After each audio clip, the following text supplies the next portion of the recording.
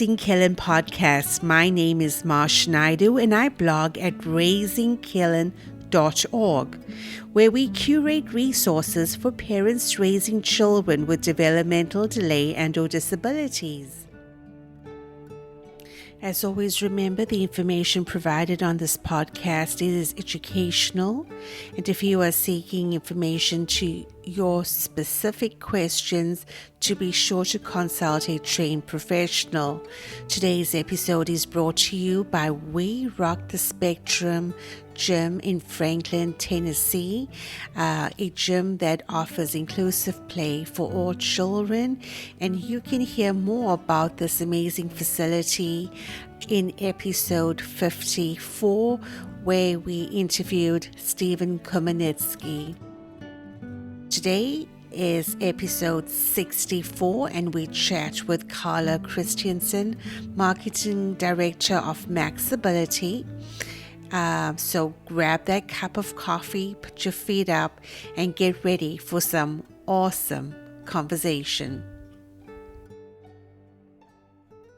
Today I am joined by Carla Christensen from San Lorenzo, California. Carla is Marketing Director of Maxability, which is a company that specializes in special needs changing tables, as well as other adjustable bathroom features.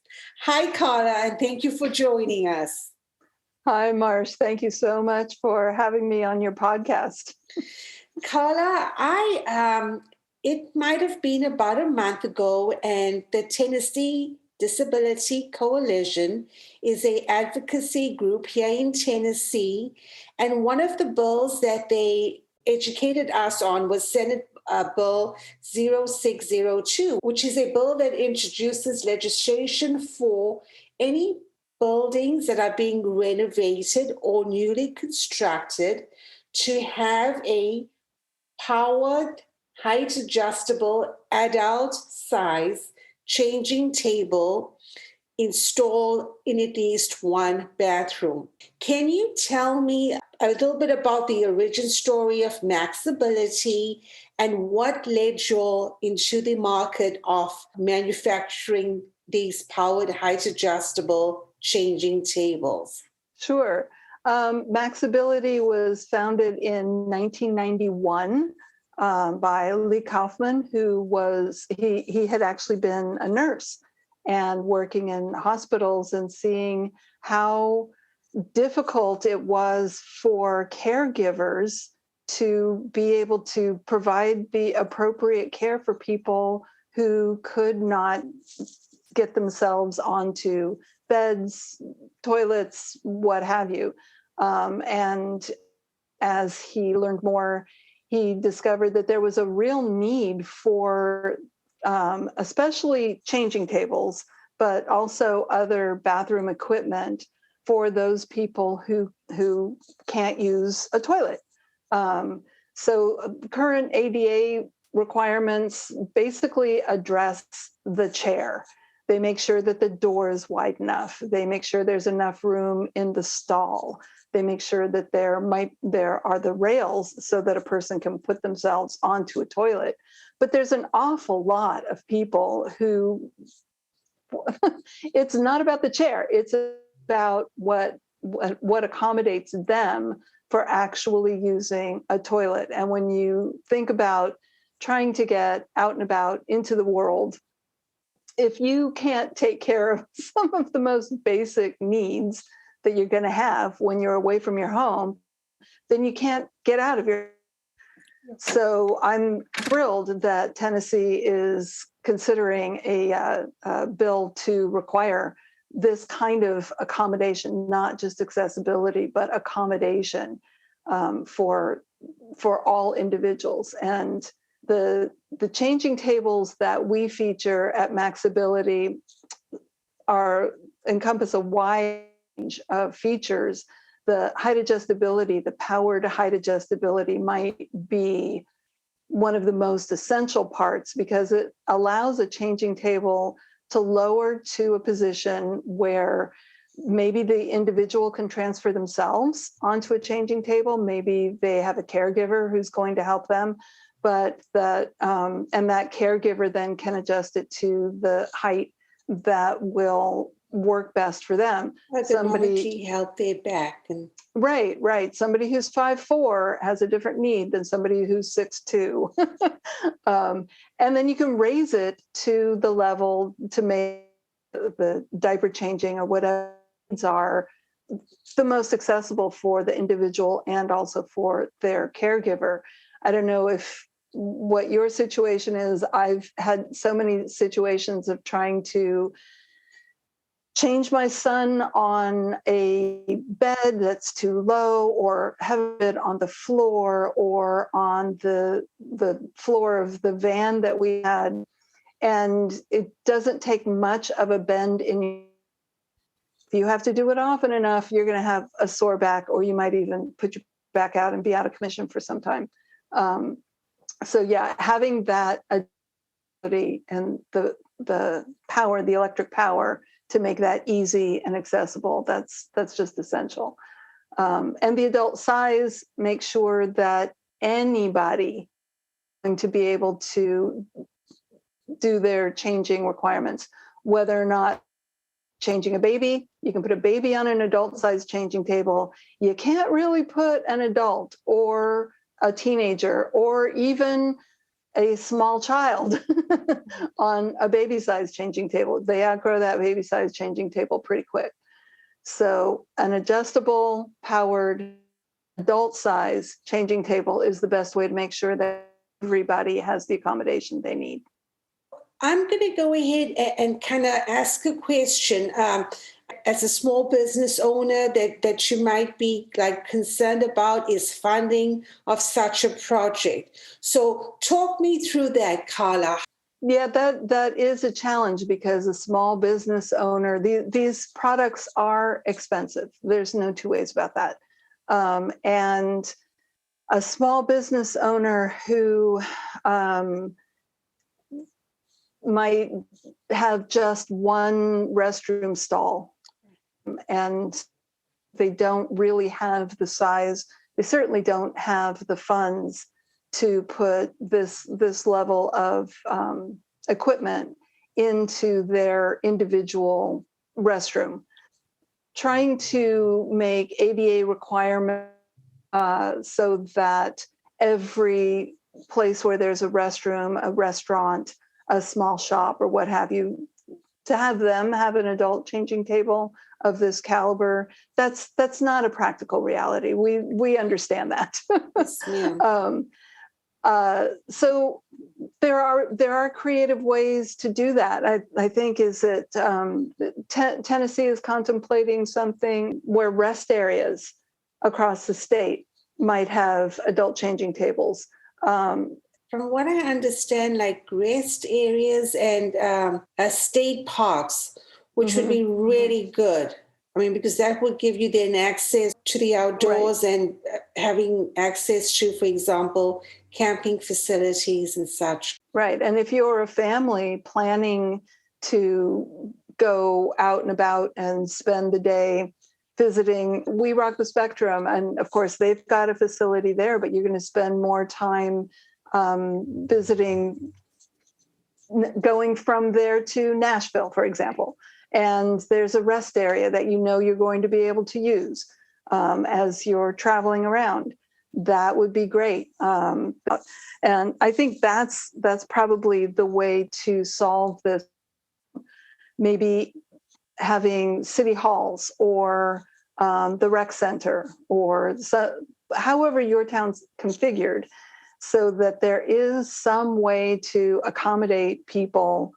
Not everybody has to have a changing table in their restroom, as long as the families who need that, there they can find it, so that they can be accommodated when they want to go out and about and be part of their town. We didn't really get into this, but Carla, can you just give me a little bit about your backstory and how you got to Maxability? Sure.